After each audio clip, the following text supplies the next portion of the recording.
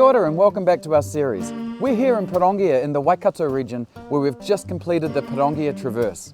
This section of Te Araroa is the first real bushwalking that our hikers have done. There's steep gullies, ravines, ridgelines and tons of mud. Our hikers had their first night staying in a tent last night and it bucketed down with rain. Here we are in the Pirongia Traverse.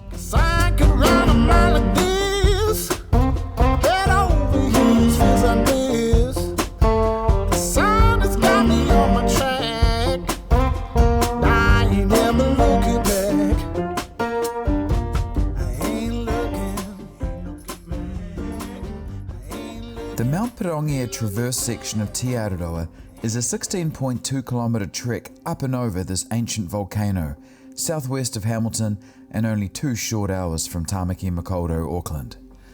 The view from the summit and being surrounded by stunning native bush make this for a very worthwhile section. We started from the Kāniwhaniwha carpark and walked into the trail along a stream through farmland and regenerating bush. Before long though, you're plunged into dense native bush. You're met with huge rimu, totara, nīkau and tawa trees towering above you. The lovely sounds of forest birds like tui, piwakawaka and kereru show the positive effects of trapping and predator controls in the area. The track to the summit is well formed, though after rain you should expect some mud, especially on the slippery routes. Take plenty of water with you because it's several hours to the top, which is the next place you can fill up. The highest point of the Pirongia Traverse is the summit at 959 metres above sea level. On a good day, you can see right out to the Mount Ruapehu and Taranaki and all across the mighty Waikato. Sadly, we had pretty poor weather, so it was a quick stop up top, then off to the camp to set up and warm up. Yeah! Woohoo, baby!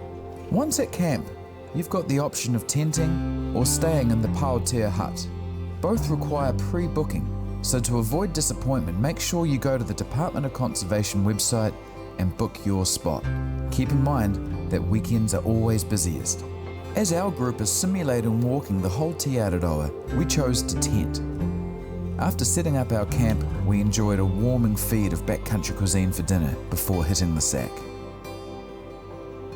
The Kiwi track on day 2 is quite a bit tougher than day 1. The track starts on a well-made boardwalk which is appreciated on the steep slopes, but as you descend through the bush, you can easily find yourself in knee-deep mud and dense bush. Boots and gaiters are a great idea to try and keep your socks dry. Depending on your speed of walking the traverse, how much you're carrying and how fit you are, the tracks each day could take you 5 to 7 hours each way.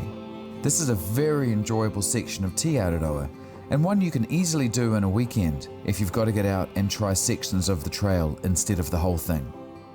To learn more about this section of Te Araroa, go to teararoa.org.nz or just download the trail app. So the good news is all our hikers made it up and over the Pirongia Traverse section of Te Araroa. It was really tough, but the way they pulled together was just awesome. To learn more about this section of Te Araroa and also what we're doing, click the links below. No, take a bigger bite.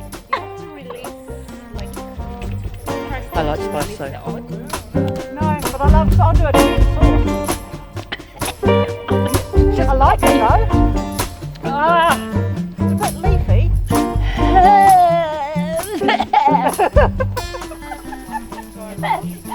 Just a Horapido leaf.